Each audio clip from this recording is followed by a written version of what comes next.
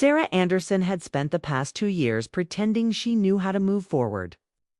But inside, life still felt like a house with half its lights turned off. Ever since her husband Mark's sudden passing. Every hallway, every picture frame, and every empty chair reminded her of the life she used to have.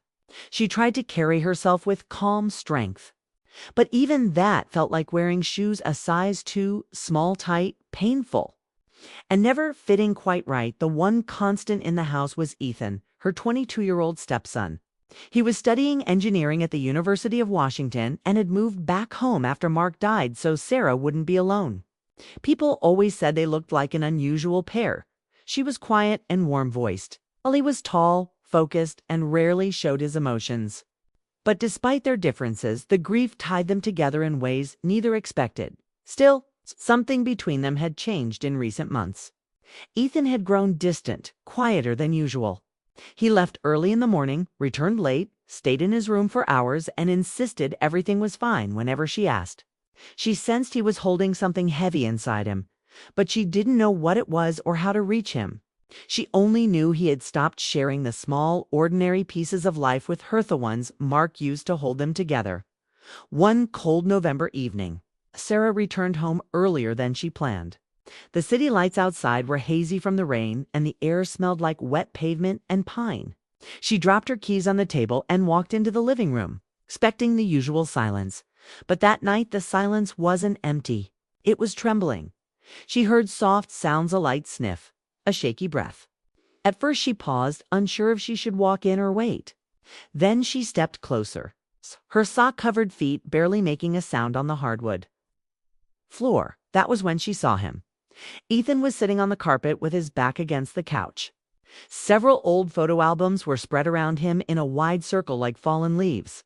His head was bowed, his shoulders hunched forward, and he was trying very hard to wipe his eyes fast, as if speed alone could erase his tears. Before anyone noticed, Sarah froze. She hadn't seen him cry since the day of the funeral. Even then, he had cried quietly, almost silently, like someone who believed grief should be hidden, not shared. The sight of him, like this, broken, alone, overwhelmed, hit her with a wave of emotion so strong it stole her breath.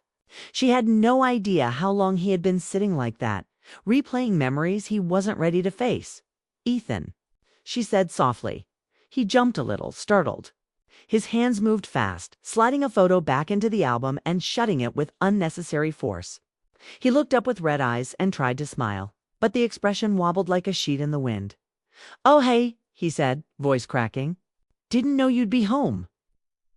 "I came back early," she replied, walking toward him. "Are you okay?" He nodded too quickly. Yeah, I'm fine. Just sorting through some things." But Sarah knew he wasn't fine. His voice was too thin, his hands too unsteady. She lowered herself onto the floor beside him, careful not to push him to speak before he was ready. She gently picked up one of the albums. The cover was fraying at the edges, and she remembered making it with Mark years ago. Inside were pictures from camping trips, family dinners, birthdays, and sunny afternoons that felt like another lifetime. "You don't have to do this alone," she said quietly. Ethan rubbed his forehead.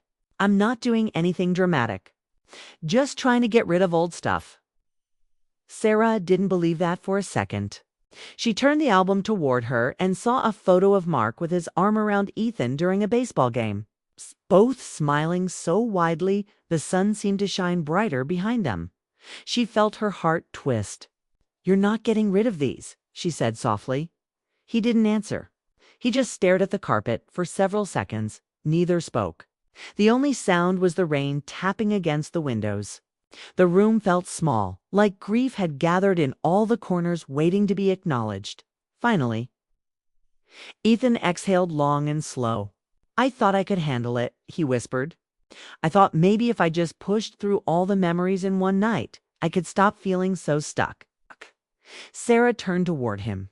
"Stuck how?" He swallowed hard. "Like I'm frozen in the same place I was the day he died. Like my life is moving forward, but I'm not. I keep pretending I'm okay so no one worries. But I'm exhausted, Sarah. I'm so tired of pretending." Hearing him say her name like that small, vulnerable made her chest ache. She had always seen Ethan as strong, mature, responsible. But now she realized he wasn't just carrying his grief. He was carrying hers, too. "You don't need to pretend with me," she said. He closed his eyes like those words hit something deep. "I know," he murmured, "but I didn't want you to think I can't handle myself. You already lost so much. I didn't want to add to your problems." Sarah shook her head firmly. "You've never been a problem. Not once." His eyes opened, surprised.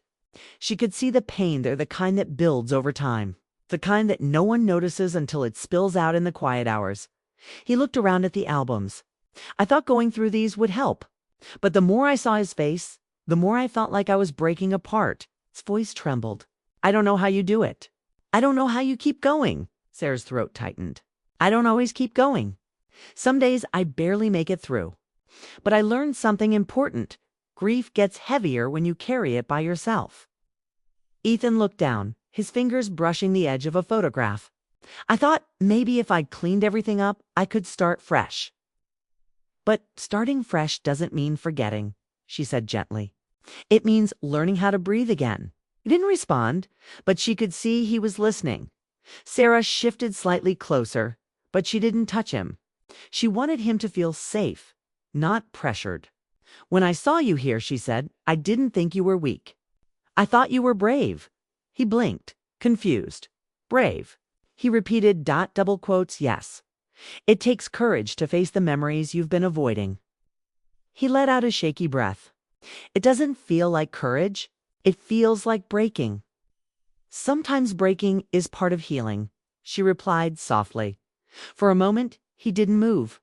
Then his hand, still holding the photograph, finally relaxed. He let out a long breath that sounded like the release of months of tension. "I miss him so much," he whispered. "I know," she said. Her voice was barely above a whisper, but it carried all the honesty she had been holding in. She missed Mark every morning when she woke up alone, every night when she turned the lights off in an empty bedroom. Every moment she saw something he would have loved. Ethan looked up at her, eyes glistening. "I didn't want you to see me like this." "I'm glad I did," she said, "because you shouldn't have to struggle in silence." For the first time in months, their grief felt shared, not separated. And in that shared moment, something inside the house shifted. It didn't feel like a place frozen in time anymore. It felt like a place where healing might be possible. Sarah opened another album and placed it between them. "We can go through these together," she suggested. "Not to forget him, but to remember him the right way." Ethan hesitated, then nodded. "Yeah, okay." They spent the next few minutes flipping through photos, Mark laughing at a barbecue, Ethan trying to fix a broken lawnmower, the three of them decorating the Christmas tree. Each picture carried a memory, and each memory carried a feeling neither had been able to express until now. But just when the moment began to feel calm, Ethan said something that changed everything. His voice was low, almost hesitant. "Sarah, there's something else I haven't told you." She looked at him, brows drawn in concern. He swallowed hard. "And I don't know how you'll react." The tension in his voice sent a quick rush of worry through her. She had no idea what he was about to reveal. But she knew instantly that this secret, whatever it was, held the power to shift the ground beneath both of them. The rain outside grew louder, as if the world was holding its breath with her. "What is it, Ethan?" she asked softly. He looked down, clenched his hands, and exhaled shakily. When he began to speak, Sarah felt her heartbeat quicken because the truth he was about to confess would change everything. Sarah felt a quiet tension fill the room as Ethan hesitated. His hands trembled slightly, and for the first time she realized just how heavy the burden he had been carrying really was. The rain outside tapped sharply against the windows, a reminder of the night's urgency. She could feel the weight of unspoken words pressing against them. And instinctively, she moved a little closer, though careful not to crowd him. "Whatever it is, Ethan," she said softly, "you can tell me. I won't judge. I promise." His eyes flickered to hers. The vulnerability there startled her. but it also made her heart ache with empathy. He exhaled a shaky breath that sounded like he had been holding it for months. It's just, I've been trying to manage everything on my own. I didn't want to worry you. I thought if I'd kept it all inside, maybe I could be strong. Sarah nodded, understanding immediately. She had seen the signs, the long nights in his room, the missed calls, the distracted look he carried when he walked past her in the kitchen. She had hoped he would open up someday, but seeing him on the floor surrounded by memories made it painfully clear how much he had suffered quietly. "You've been carrying this alone for too long," she said. "I can help you. You don't have to be strong all the time." Ethan's eyes flickered toward the albums again, his gaze distant. "It's not just grief. I feel lost. Like I'm stuck in a place between what we had and what comes next. And I don't know where I belong anymore." Sarah's heart tightened. She reached out, lightly brushing his hand with hers, not to cross boundaries, but to reassure him that he wasn't alone. "You belong here, Ethan. You always have." For a long moment, he said nothing. Then he whispered, "I don't want to be a burden. I know you've already lost so much. I didn't want to make things harder." "You could never be a burden," she said firmly. "The truth is, we're both rebuilding. We're both learning how to live again. And sometimes that means leaning on someone else for a while." He nodded slowly, absorbing her words. The tension in his shoulders eased just a little. "I thought pretending everything was okay would help me cope, but it hasn't. I just feel hollow sometimes." Sarah picked up one of the albums and opened it. She held it so that he could see the pictures clearly marked, teaching Ethan to ride a bike, their faces lit up with laughter at a backyard barbecue. Moments of joy so simple and yet so precious.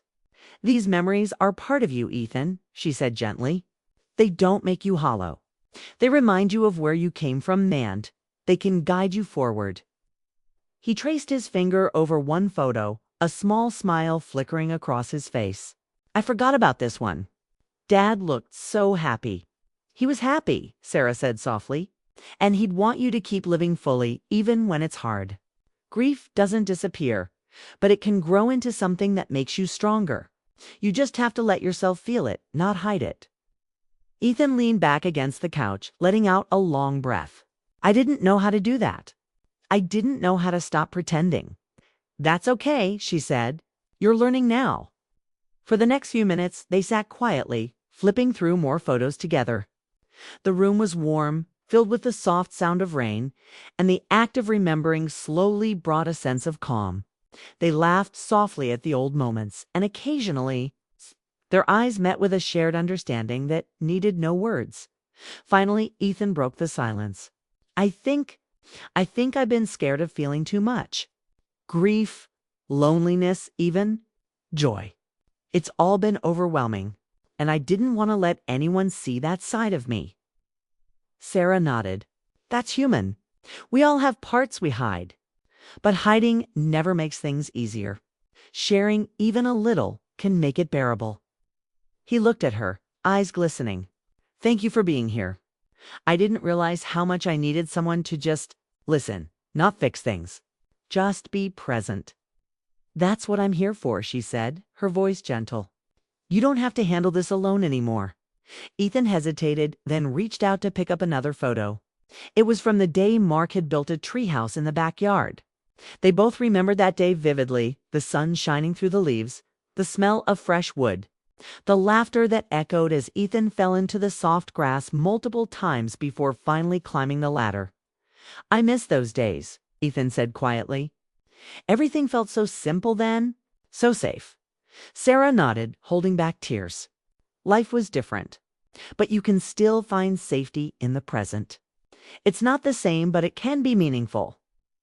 Ethan set the album down, looking directly at her for the first time that night. "You've done so much for me, Sarah. I don't even know if I can explain it." "You don't need to explain," she said. "Your presence here matters. You matter. That's enough." For a long moment, they sat side by side, both lost in thought. The tension had eased, replaced by a fragile but growing sense of trust. The room no longer felt heavy with grief, felt alive with possibility. Then Ethan spoke again, softer this time. I think I've been afraid of opening up because I didn't want to lose the part of Dad I still carry inside me. But staying closed off, that's like losing him all over again. That's a wise realization, Sarah said. Grief isn't about forgetting. It's about learning how to carry someone with you while still moving forward. You can honor him without locking yourself away. He nodded slowly, a small smile tugging at his lips. I think I understand that now, thanks to you. They spent the next hour really talking for the first time in years. They shared memories, dreams, fears, and even small, silly anecdotes from their daily lives. Each word seemed to lighten the weight they had carried. And the bond between them grew stronger not as a replacement for Mark, but as two people rebuilding a family in their own way. As the evening grew late, Ethan finally stood, stretching his arms over his head. I feel lighter. I didn't know how much I needed this. Sarah smiled warmly. I'm glad. Sometimes just letting someone in is all it takes to start feeling alive again. He looked around the living room, taking in the albums, the rain-streaked windows, and the warm glow of the lamps. It feels like home again, he said softly. It does, Sarah agreed, and you're a big part of that. For a brief moment, neither spoke. They simply let the silence stretch comfortably, filled with the knowledge that they were no longer alone. The house, once heavy with sorrow, now carried a quiet, hopeful energy. Ethan picked up a photo of Mark holding him as a child. He looked at it for a long time, then turned to Sarah. You didn't replace him, he said, but you helped me find a part of life I thought I'd lost forever. Sarah's throat tightened. That's all I ever wanted, to help you heal, to make this house feel like home again. He nodded, a deep sense of relief washing over him. I think I can start living again. Not pretending, not hiding, just living. That's the first step, she said, and I'll be here every step of the way. They sat together for a while longer, flipping through the albums in comfortable silence. The rain had slowed to a gentle drizzle, and the night felt still, peaceful, and full of promise when Ethan finally went to his room. Sarah remained in the living room, feeling a warmth she hadn't felt in a long time. It wasn't the absence of grief that made her smile, which was the presence of connection, trust, and understanding. In the days that followed, things changed subtly, but significantly. Ethan shared more of his thoughts and feelings, asking for advice, joking again, and even laughing at old memories. Sarah found herself laughing with him too, and the house began to feel alive again, not because the past was gone, but because they were learning to carry it together. Theirs was not a story of instant happiness. It was a story of healing, of learning to trust, of allowing someone to see the parts of themselves they had hidden for too long. And in that shared space of understanding, they discovered a rare, quiet joy, a connection that was strong, genuine, and unbreakable. One evening, months later, Ethan paused in the doorway of the kitchen, looking at Sarah with a soft smile. I didn't realize how much I needed this, he said. You've made a difference in my life I can't even put into words. You've made a difference in mine, too, she replied. Helping you heal helped me heal. They smiled at each other, a shared understanding passing silently between them. The past would always be a part of them, but the future was theirs to shape. And for the first time in years, both felt ready to live fully, not alone, not pretending, but together as a family who had been tested and had found a way to move forward as the night drew in. They returned to the living room, albums in hand, ready to remember, laugh, and heal again. It was not the end of their grief, but it was the beginning of something stronger, a bond built on trust, understanding, and the quiet power of being truly seen by someone who cares. In the end, Sarah realized that life didn't have to be perfect to be beautiful. It only had to be shared. And Ethan realized that opening up didn't make him weak, it made him human. Together, they had found a way to carry the past without being trapped by it. And in that, they discovered hope. The house no longer felt empty. It felt like home again.